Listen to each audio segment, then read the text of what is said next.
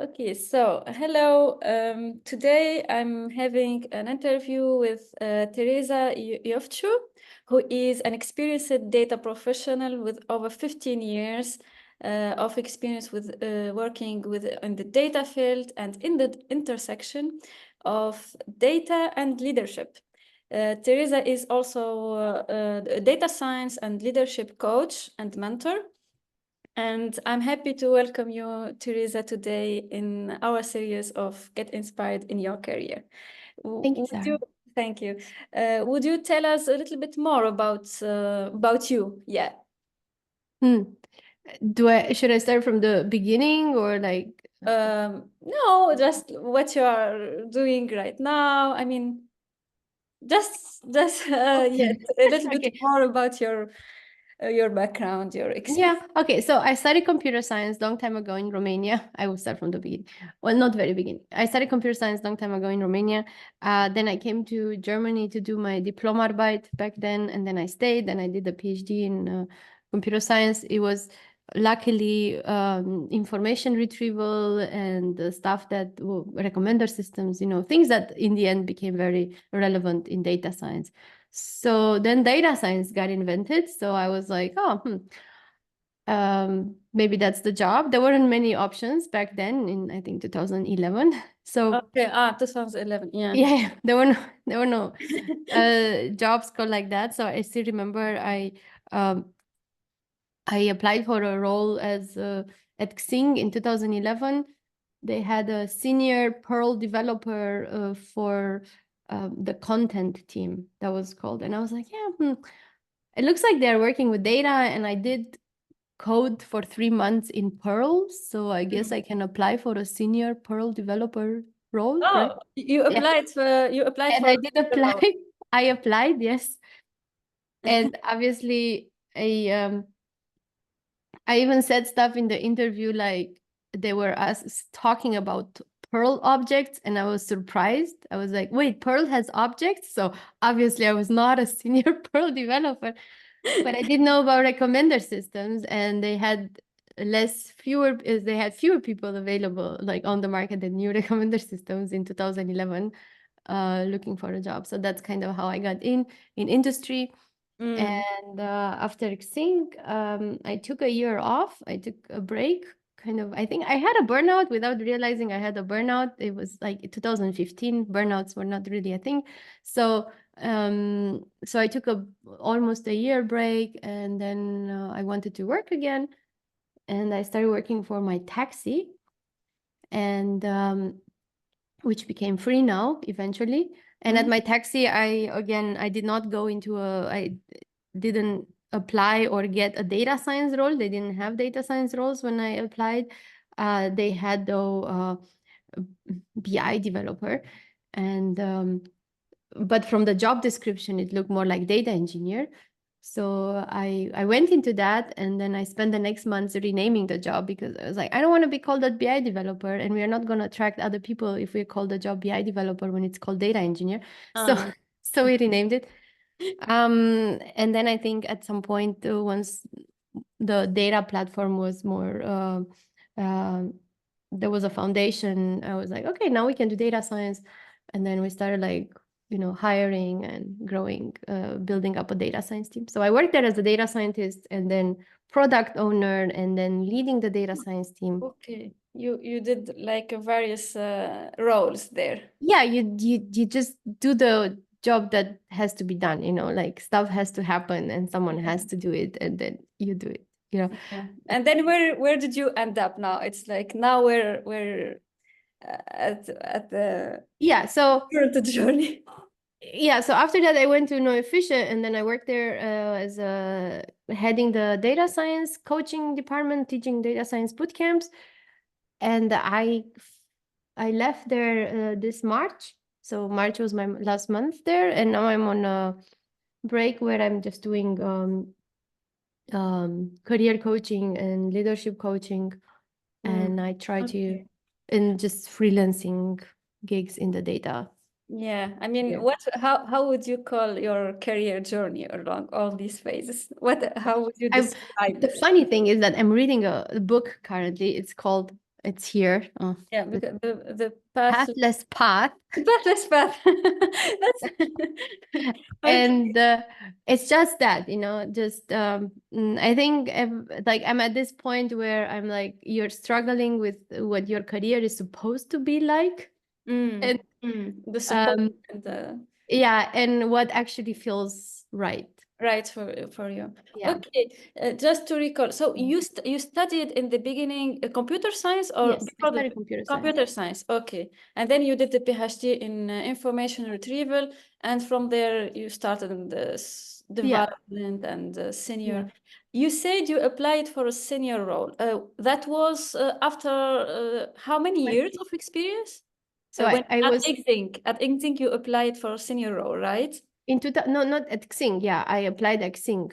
So I'm not Yeah, linked and to it was Xing. a senior role. Yeah, I was a senior Perl developer. Well, How much experience did you have at that time? so in my last year of university, I had worked in a company doing 1 year doing C# development in the Mm, part like we were outsourcing for whatever. And then during my PhD, we were coding. yeah, yeah. So, Of but course. like kind of prototype level. Mm, And I also had done a internship at Microsoft in Cambridge. And there I did Perl, right? Like 3 months of mm, everything. But I would call it hacking. mm, mm. It wasn't really software engineering. So that was my experience. I had basically Okay. 6 years of PhD where I felt like I was coding, so I knew I could code if I had to Yeah, and with the learn PhD, whatever. it's like a senior role. Because why I asked you, because I know most, I mean, the women that I know, at least they don't apply easily for a senior role. That's why I mean, Yeah, I also they didn't are really get I not, didn't get the senior role, right? I got like I got a completely different role than the one that I applied for because but mm, it was also 2011, and in the end it was the only role they had yeah, online. yeah. So I was like, I'm not gonna wait now until they write the role that describes exactly, I like that. you know, That's good. because a lot of the time companies, especially when they're at the beginning of something, they like the beginning of a field, of a department and so on, they rarely know what they need.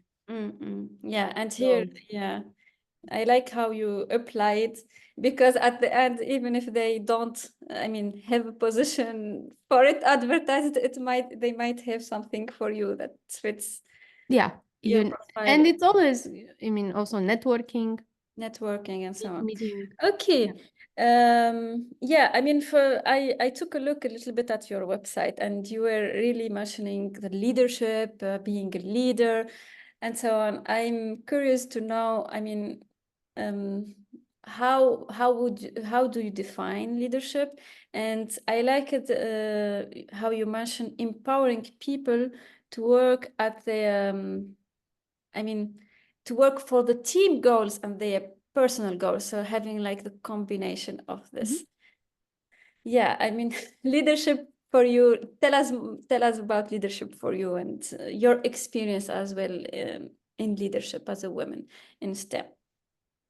Yeah, I think how do I define leadership? So there's two things, right? So first, leadership is not management, Mm-hmm. right? As a manager, you should be a leader. Okay. Yeah. But you, as a leader, you don't have to be a manager, right? Mm. So like, I think in my opinion, anybody at any point in their career should learn and practice leadership skills.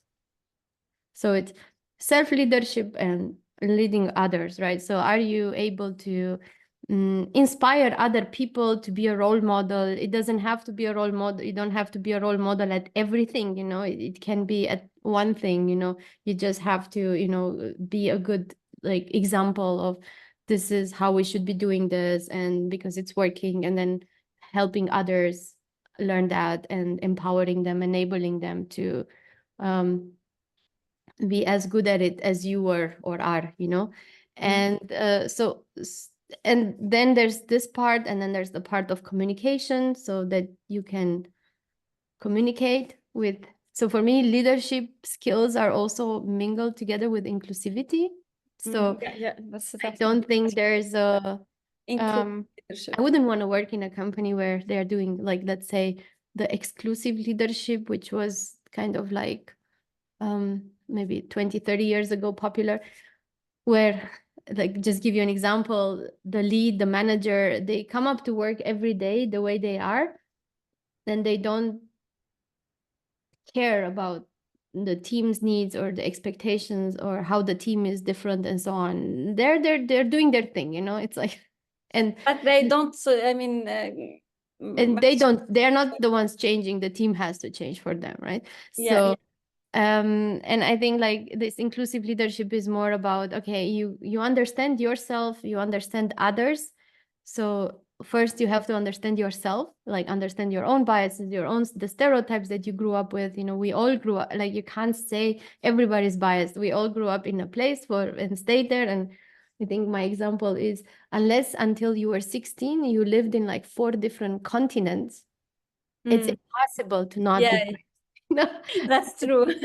it's like we all have our own, you know, You have worldview. to make the effort to look, I mean, inclusively, because we all have some uh, assumption or biases Exactly. or Yeah. so on. So we Yeah. really, So, and then, so we have to really understand what those are also. So first for ourselves, and then understand the people around us, the people we are working with, to to to be able to kind of work with diverse people with diverse backgrounds, diverse cultures, and so on.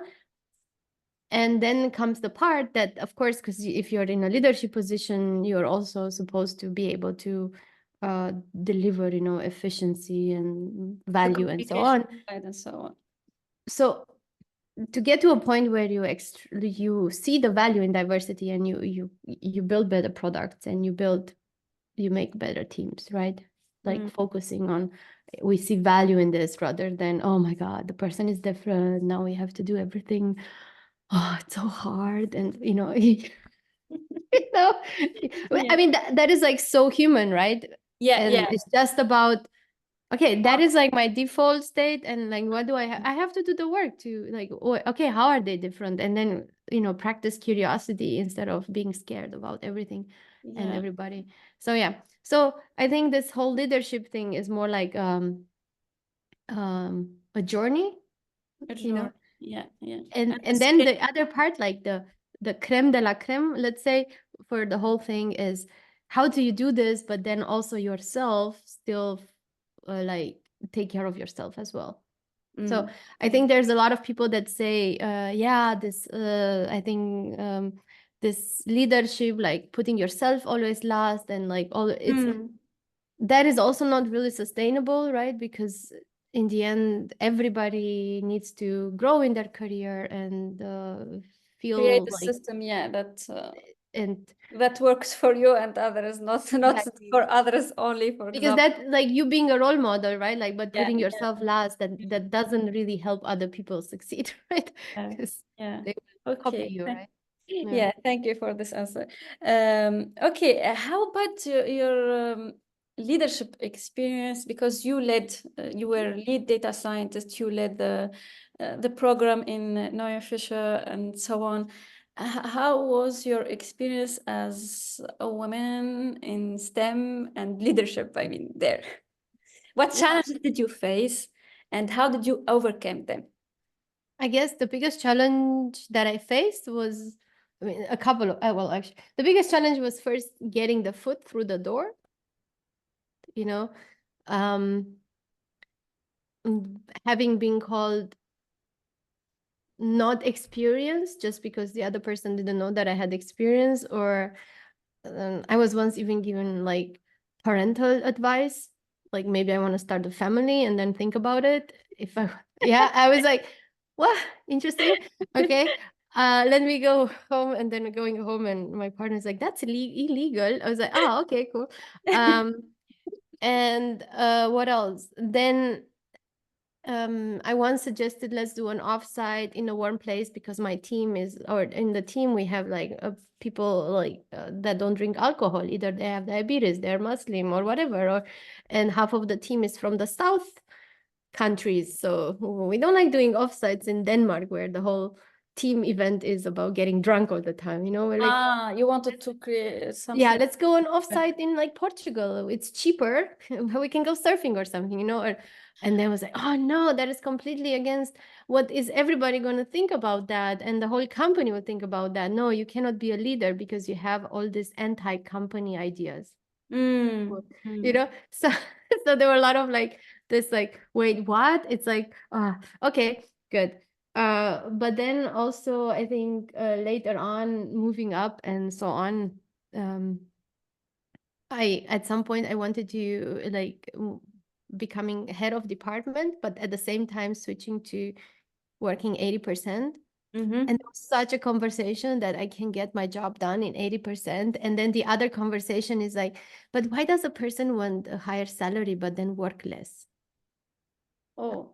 It's like, because I went for a higher salary promotion Yeah, plus but you wanted 8%. to do it part-time. I And mean, then it was like, yeah, but why would someone want that? And mm. it's like, why not? I mean, like, what kind of a question is that? Or getting like, yeah, like, mm, it- you have to get good at politics at some point, like company politics, Yeah, yeah, yeah. And finding the ways to do that without burning out. yeah, I think those challenges, I mean, especially the last one, because I can, the working on a role that is more responsibility and more in the hierarchy, but part-time, I can relate to it because especially as I know a lot of moms who want to work part-time, but then face that challenge of okay, how can I want to grow, I want to go up, Yeah. but then this part-time is usually like, oh, you cannot do that part-time. That's not possible. Yeah, so I'm sure you overcame some of these challenges, and what helped you the most? Do you like, is it what helped you talking through it with the people you know, reading something? So what resources did you use in order to overcome these challenges? Yeah, so I have some peers that are kind of, let's say, same age bracket and also in leadership roles and women. So uh, in different cities, and we kind of have like like talking to people, because in the end some of the situations, the more you go up in the hierarchy, like your own manager won't really have time to do this nice one-on-ones, especially like I think when you're switching like middle management to upper management, and then you stop getting management yourself, right? Yeah, yeah. You end up like one-on-ones are just like okay, what's going on in the company at the moment, and like Not like, status reports. yeah, Yeah. I understand your point, because as you get up, then even the one-on-ones are not like a manager of a team, and then not higher in the hierarchy. Exactly. And like Like can do more discussions with. yeah, and the So, C-level but person doesn't, like, if you were managed then by a C-level person, they wouldn't really have time to like focus on all your, like, the whole context. You don't, like, let's say you have a half an hour meeting, you can't bring the whole context of yeah, whatever yeah, yeah, happened and then get good advice. yeah. That's why then having some peers Yeah. and some other Yeah, so people in you need to leadership. have peers, you need to and also peers that you can that you trust, and also that you have a relationship where they can be honest with you. Yeah, yeah. That's a You good know, as well. not with like, oh, you're doing everything fine. It's like, Yeah, yeah. it's great, and you're like, really, but why is it not succeeding? It's like, so yeah, Yeah, yeah. Also, looking for that feedback that allows you to grow, actually. exactly. It's not like to say, oh, you are going on the right path and oh, those are challenges, but also give Yeah. you some And feedback. I also have like a life coach. since yeah, that's some of the resource. Yeah, okay. yeah, I think since 2019 or so, or I think I have a life coach. It's a woman from Canada, and we meet You have regularly regular online. meetings. Yeah, Okay. and this is more about like finding intention in my career and not just Yeah. going and do whatever every time, the whole time. So yeah. What I mean, usually, I mean, what made you go for a life coach? This At other what friend had a crossroads? life coach. Ah, okay. And she was like, this is really like It helped. yeah, I think I had yeah, like when I was living free now, I was getting a burnout. You said. And to kind of sometimes you don't know if like it's like you feel like quitting and letting everything go.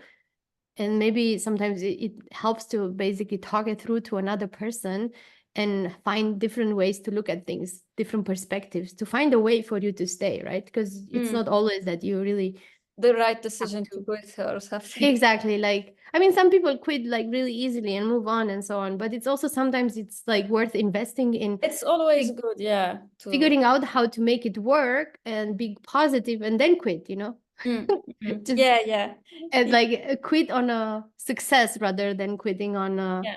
I mean, I think, yeah, I mean, I understand your point that some people quit easily without thinking much, if it's possible for them. But I think really quitting your job always, I mean, such decisions always need to think through it and Yeah, check and different perspectives, because sometimes there are some perspectives that come that could change yeah, the direction. I mean, completely. I mean, there's That's other like good. opportunities that can Yeah, appear in the company, but you're not, because you're in so tunneled and you don't exactly. see Yeah, them. especially and and internally. I think especially like I think so some people, I said some people quit often easily, and some people can do it and can afford it, Afford it, yeah. Can do it and but afford it. but this is a privilege.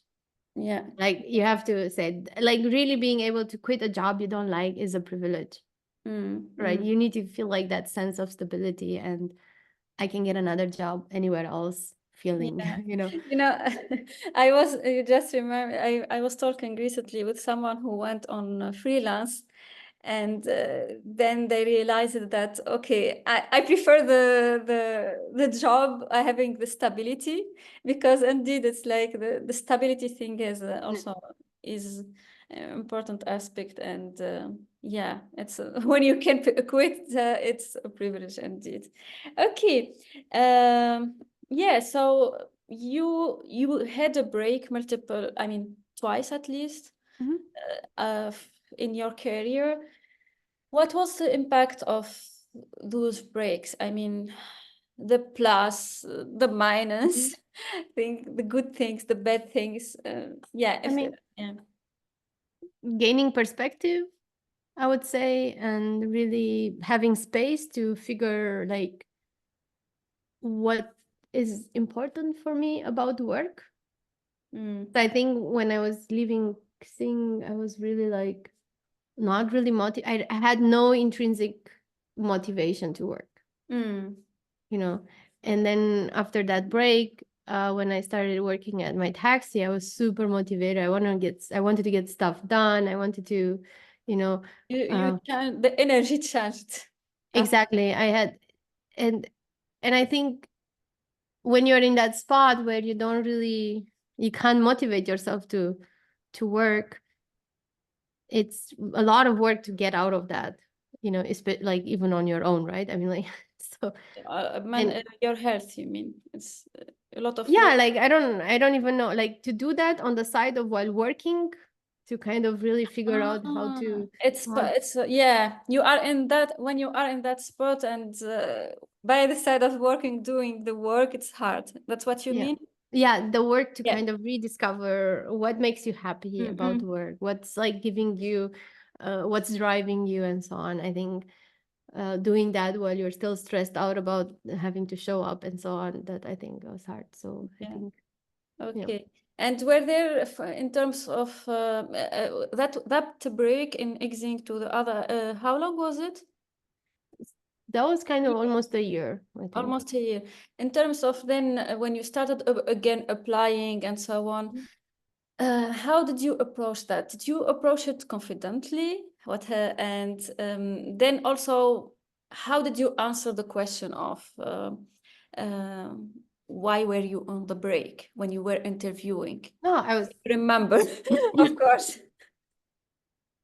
So let me think. So, well, I'm a fairly confident person, so yes, I approached it confidently, with confidence. And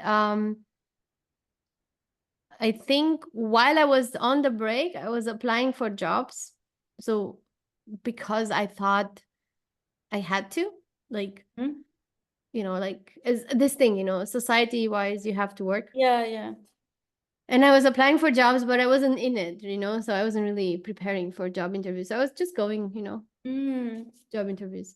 And I remember I once like applied for a job and they were like asking about supervised and unsupervised learning. And I was like, I didn't even read that up, so I was just like winging it, It's just like, I'm like, oh, cool, learning. I was learning in the job interview.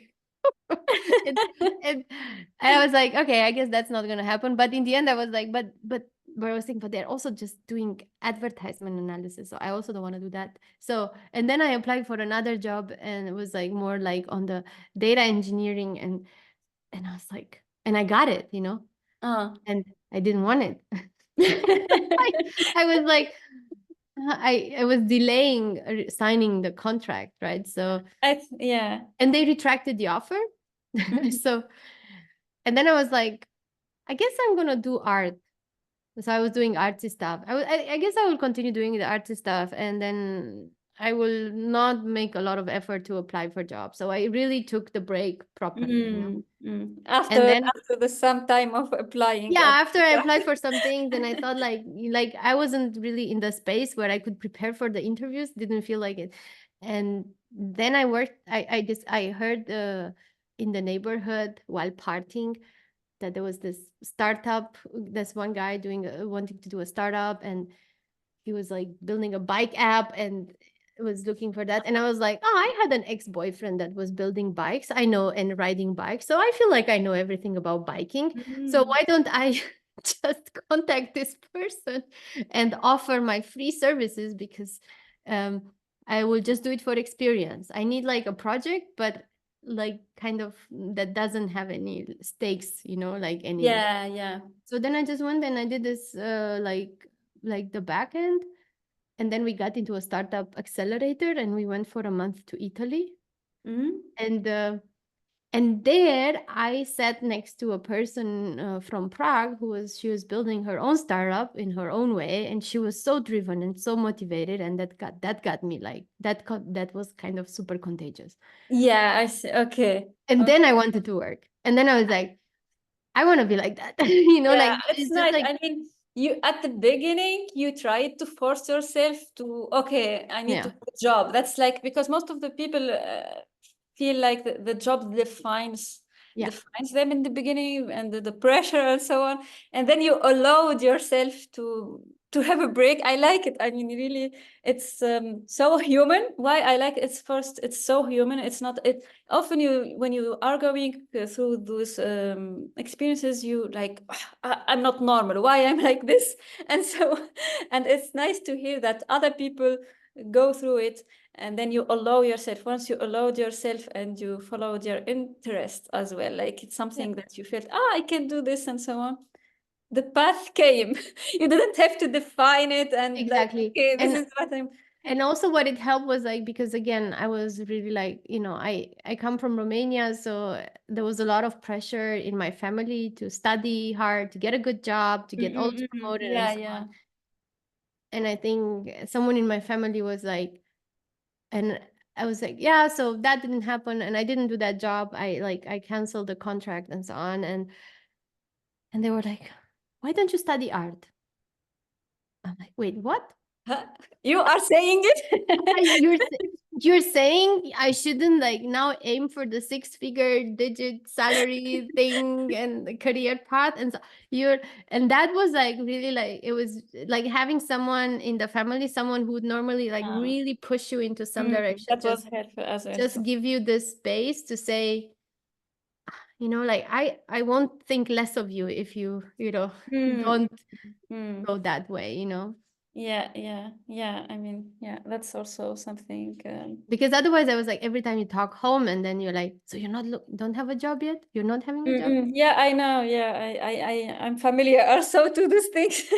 When I decided to go for coaching by the side of the data science, it's like, why you are doing that? And sometimes when I think to focus on it and so on, it's like, oh, no, it's like, Yeah, you don't do that. You have like your job. I mean, your job, your studies, and so on. So it feels like you have to go on that path. And when those people that we care about, that we want to have their support and so on, change, I mean, it makes a big difference as well. yeah, And sometimes people don't have that also, yeah, which makes it more difficult, but it's possible. I mean, it's always worth it to yeah. But in go. my case it also taught me that this is like there's important people in my life, and if I can't have their support, then I will need to deal with this. So either I tell them, Mm, mm. if you can't support me, then shut up. I don't Setting want to hear that boundaries. either, right? Like you either this is where I'm going now and what I'm doing. And also I have the same with the coaching. It's like, oh no, but why don't you, do this when you retire? It's like, or take a break when you retire. It's like, and do what? Like complain about back pain? It's like, what am I supposed to do in my break when I retire? Yeah, And yeah. but then again, I was like, if you cannot get now out of this mode of pressuring me and like wanting me to do something else, then I need you to stop At talking. least, yeah, stop. Like, Yeah, I yeah, don't want to hear this. I like, yeah. It's important as well to do so that. Yeah. that's also, I think Okay. at some point we can do that. Help Yeah, people yeah. to, Yeah. Okay. We talked a lot about leadership and so on, not about the data. Uh, and I mean, what's your advice? Because you have experience throughout the path of the data science, work with data engineer and so on. And I know many people who are considering the data science field.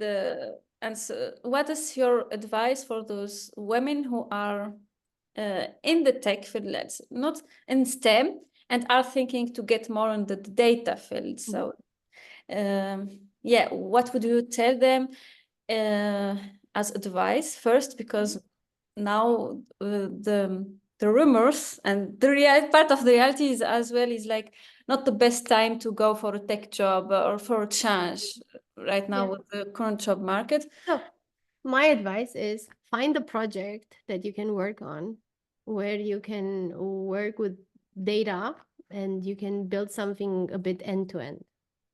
And Okay.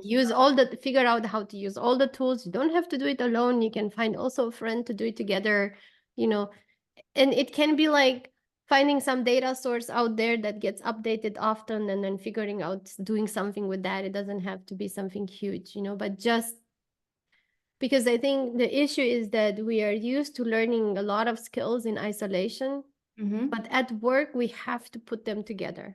Okay, so that's why having something Yeah. end to end is uh, Exactly. up. And then showcasing it and having a portfolio and then figuring out how those things, and then if you have to use ChatGPT and all the LLMs in the process, that's totally fine because Yeah. that then you're learning that too, and then you're also relevant, right, on the Okay. market. Okay. That's is there any resources that you know, like for where one can get help in this journey Mhm. of end to building an end to end project? Mm. I don't know, maybe platforms, because I know mentoring, so getting a mentor could be one of it. And I mean, what do you think of as resources that can, because isolation happens Yeah. not only in the learning, we tend to do that, isolated learning, but also isolated in like doing it on our own. But you said like you don't have to do it on your own, Yeah. like from. I know there are some initiatives that are allowing people to learn like data science and on. So like there's the boot camps, but then there's also the free initiatives. I would, if I would have to do it now, I would probably look at local meetups that I could go to. And then see who, like, start networking, also good skills to learn, right? And then one can just go to the meetup organizer and then ask them, I have an idea and I'm looking for help. Can you present this on a slide and just say this? I mean, I know it's super, super brave, you know, it's like a lot of, you know, courage, but just say, this is a possibility. Yeah. So for example, like if you have like PyLadies in your city, you know, like so on, they have a big Slack group. There's a big Slack group that would be somewhere where like that could happen. And then you go to a PyLadies meetup and then you find, or there's other Python meetups. So yeah, so going to local meetups and try to find the network of peers. Okay, the network. Of people at the same, you know, because you're sitting next to someone and you see other people are struggling at the same level as you, and then, but it helps to find someone that you can like pair with sometimes. Pairing as well. Okay. Accountability wise. Yeah, you mentioned a few things that really are helpful in this case. Okay, thank you, Teresa, for these tips. What is one last thing that you want to say? I mean, before we end the interview. Yeah, I mean, I think it's very inspiring what you're doing, and really honored to be part of it. Thank you. Thank you. I'm also honored to have you in the podcast. And yeah, thank you, Teresa. And how can people reach out to you? You can, so there's LinkedIn, Yeah. Connect there, or my website. That's it. And thank you for your time. And let us know what inspired you in this from this session with Teresa in the comments. And feel free to connect with us. Bye.